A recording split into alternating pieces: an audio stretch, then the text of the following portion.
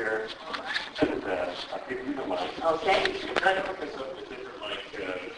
This is the only one that works right now, so I'm going to talk about you guys can share the mic. All right. Mitch Stanton, Julie's son. Myself. Co-author, your wonderful book, Lucky Southern Star. He did indeed. Indeed. He did most of the work on it, actually. I wrote it in longhand, but he did the work. And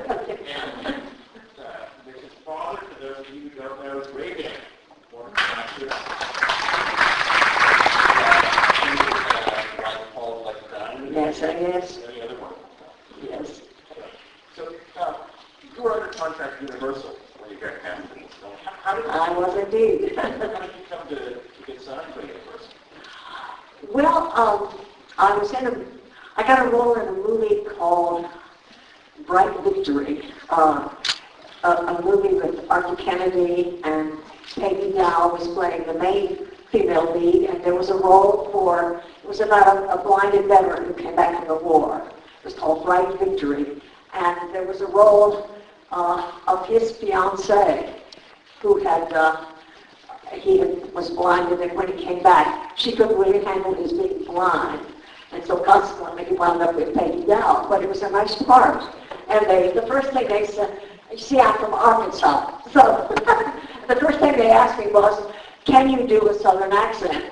And I had worked for months to get rid of my Southern accent. And I said, I think I can. So...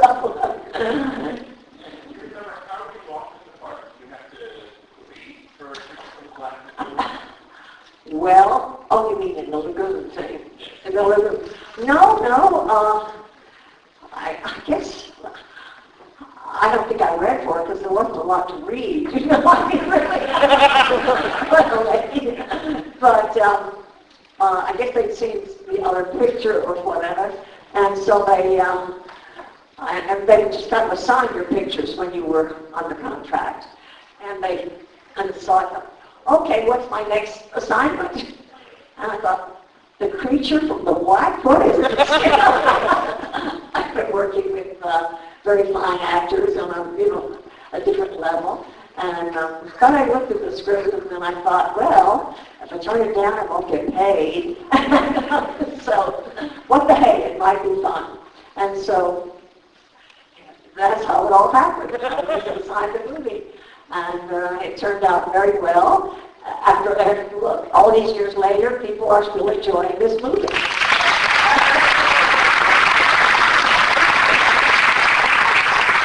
You didn't go on location to the Amazon. Where did you shoot most pictures in Black? Well, I really shot just about all of my stuff on the back lot. They had a kind of jungly thing on the back lot that we used, and there was indeed a body of water that looked good enough to be a lagoon for the movies. So it was really, basically, I was right on the lot the whole time. Maybe they shot some on location, I can't remember. Did you do all the beautiful underwater swimming, the underwater ballet sequence? Is that all of your swimming work? No, I can't claim that. No, that was Ginger Stanley, who was wonderful. She won awards in swimming and so on. And so, no, I didn't do that. I did the above water swimming. We're on the top of the water, and I did that. But no, I was not really trained for holding my breath that long or anything. Now, what was it like working with Jack Arnold? Because he directed Donald Vince, he came from outer space, somebody great, and really fit these black and white universal horror and sci-fi films. Absolutely. I hadn't worked with him before this picture, but he was a wonderful director. He had a great sense of telling the story and of getting the atmosphere right, for this kind of picture, the whole feeling of it. And so I loved working with Jack Arnold. I really did. Charming fellow, very charming, and kind of funny too. Make jokes, because a picture like this, you have to break, break the tension sometimes and laugh a lot, So he was very, very good. I enjoyed working with him very much. Now, Carlson, we saw earlier today, for those of you who were the maids, and we'll see again, it came from outer space. Oh, yes. Was kind of a favorite Universal leading man for a lot of these times. Absolutely. What was he like working with Carlson? Well, he was delightful fellow. He had a wonderful sense of humor, but he was also a very strong actor, as you see in the picture. You know, he carries everything off with a great style and presence, and I loved working with him. I really did. I had a good time working on this picture. When you see the film now, I have to say the actor that almost steals the film is the guy who plays the captain. Mr. Paiva, yes indeed. And yeah, and when I always we'd come in the morning, I'd say, "Good morning, Captain Lucas." You know, we called him Captain Lucas the whole time. And he was wonderful, had a great sense of humor, and just a delightful person. Now, and obviously, you didn't have to wear it, but how cumbersome was the creature suit for the actor or the stuntman wearing? Well, I don't know. You'd almost have to talk to them, I think, because they were, of course, custom made for each fellow, and I never was present when they were getting into them, so I don't know how they, because it makes the scene up and so on and so forth. But they did a great job, and Bud Westmore, he designed them all, and then they made them right there in the wardrobe department, in the makeup department. Let me put it that way. So they had a special kind of space where they did rubber things and so on, and so they made it right there on the line. Do you remember, did shooting this in 3D present any problems? Did it slow the production down at all? Well, I don't remember that it really slowed the production down. They were very, very efficient at Universal, and so we all came to realize what was necessary for us to be and do and so on, so that you did certain movements or so on. So we became quite accustomed to it, and it began to be like, oh well, it's just another day of shooting. So it was the people behind the camera that did all the work, the real work, and of course the lighting and so on, all of that. But they really had it down to a science, the 3D. Mm-hmm. Were you surprised when this movie turned out to be such a phenomenal hit? Well, if anybody had told me that we would be sitting in this theater still talking about this movie all these years later, they told me, but I said, are you crazy? All the movies that are made and so on. But it's a good movie, and it's given me great pleasure that people have enjoyed it for so many years. Actually, it's really a pleasure to have been a part of it. Do we have any questions for Ms. Adams? Yes, right here. What was all your fondest memories while being on the set? Christmas, Of what? Do you have any fondest memory of working on the set or hijinks? Well, it was the kind of picture that there was not room for a lot of hijinks because we had, special effects and all kinds of things. But we all had, it was a very congenial cast, and we all had a good sense of humor, so that we could do a scene seriously, and then we could make some jokes in between before the next take, where we had to be serious again. So we did have a good time, and it was Richard Carlson and Richard Denning, and the whole cast was very good and very congenial and very professional, and I really had a wonderful time making this picture. In modern sequels, they usually use the same cast for multiple movies. Were you disappointed that they didn't keep the same cast for the sequels, or were you glad to move on to other things? He said in modern sequels they usually bring back the same cast, and were you disappointed not to be brought back for the sequel, or were you glad to actually move on to other things?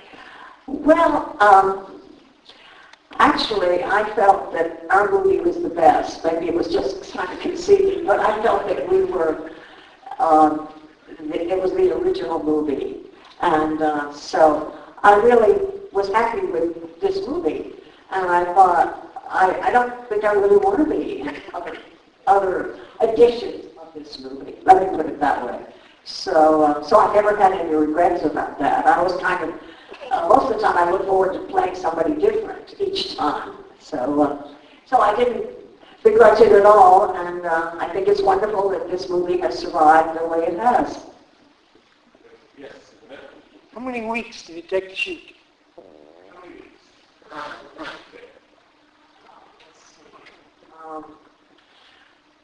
I think it was about 6 weeks in all. About 6 weeks. Yes, You said you only swam on the surface, but you were a very graceful swimmer. Did you have a background in swimming? You do a background in swimming. Well, when I was a kid, I lived in Blytheville, Arkansas, and when I was about 15 years old, I lived 2 blocks from the park, from the park in Blytheville, and there was a wonderful swimming pool there. And so I went there, and I took lessons. So I became a junior lifesaver when I was about 16. So I could go and grab people and then swim and take them out of the water and so on. So I always loved to swim. I really, that was one of my favorite things to do. So, swimming was, it was a pleasure to swim in this movie. I wanted to ask the question to Mitch. Mitch, do you remember when you first saw this film, and what was your reaction to seeing your mother on screen by this horrifying creature? That's a good question. I don't remember the first time I saw it. I probably saw bits and pieces of it. Reruns. When I was a kid, both Mom and Dad's films were on Saturday afternoon almost all the time. My dad did a lot of Army movies. They always ran those matinees. She did a few Army movies as well. I think Away Alphas was one of them. So I don't really remember the first time, but over time, it has just grown and grown and grown. I had the good pleasure to know Ben Chapman. I met Rita Browning. And of course, Mom, we travel all over the country meeting creature fans. We're going to be in Chicago in a couple of weeks. We've been to Jacksonville, Florida. We ran the film there. We've been to New Jersey. So I think the main experience that I take away is just all the people we've met and the stories they've told us about the first time they saw the film, and then some of them introduced their grandchildren to the film. So I think it's the generational quality. I think it's thanks to Ritu, Ben, some of our efforts. Folks like you running it again and again has helped make it what it is today. I should mention, we will all come back and see a very different fashion to your movie. She's going to join us again this Friday the 13th for Bloodbenders Queens of the Hawk, which we're showing in the late afternoon by the great Western master director Bloodbender. And she will also be back signing copies of the book again, right? And we'll be back after the film. We'll be signing books. If anyone wants one, it's got some great stories about the making of this film and some of the other 50 films, plus television and stage work. So I think some of the folks are read it here. It's a fun read. And lots of great pictures behind the scenes. We have the original eel suit. Some people weren't familiar with that. Scrapped. It looks sort of like the Oscar statuette. There's a picture of her looking at it rather skeptically. I don't think we'd be here if that eel suit.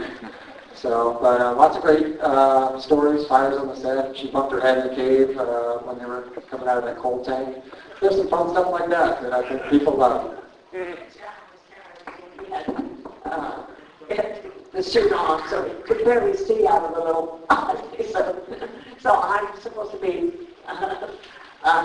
fainted, and so I'm going on, so I'm doing that, and all of a sudden I jumped, So everybody stopped, and they got a nurse down to look at my head. And they made sort of a publicity thing out of it. But, and Dear Ben was very solicitous. So, oh yes, we had these little moments on movies that were kind of funny and very, very dear, with lovely people we worked with. Well, the movie holds up brilliantly. It's still incredibly suspenseful. You and Jack Arnold, everybody involved, and it rightfully deserves its place as one of the classic Universal horror films. So we're so grateful you could join us here tonight. Well,